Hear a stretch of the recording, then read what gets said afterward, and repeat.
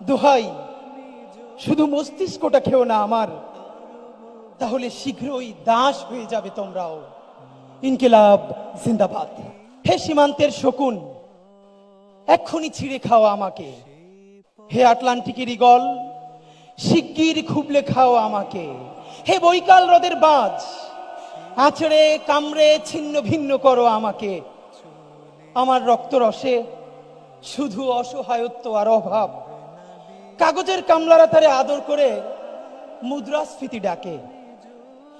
ঋণের চাপে নীল হয়ে যাচ্ছে আমার অনুচক্রিকা। সংসার চালাতে অন্তরে হয় ইন্টারনাল ব্লিডিং।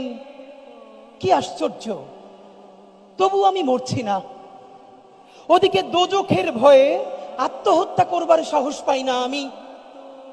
খোদাকে বললাম আমি মরতে চাই। তিনি বললেন, বেঁচে আছো কে বলল?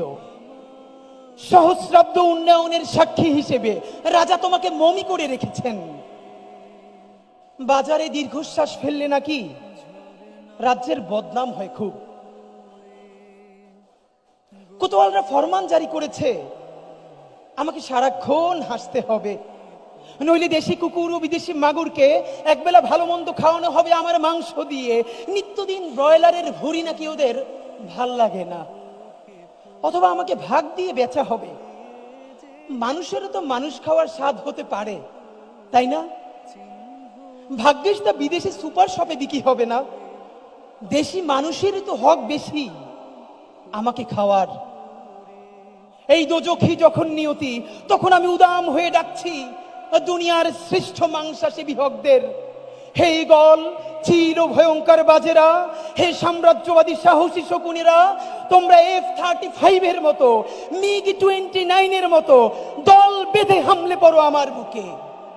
আমার রান, থান, চক্ষু, কলিজা আজ সব তোমাদের গনিমতের মাল। দেশি শুয়োর খুবলে খাওয়ার আগেই আমি ইচ্ছে মতো খুবলে খাও তোমরা। দোহাই, শুধু মস্তিষ্কটা খেও না আমার, তাহলে শীঘ্রই দাস হয়ে যাবে তোমরাও। ইনকিলাব জিন্দাবাদ।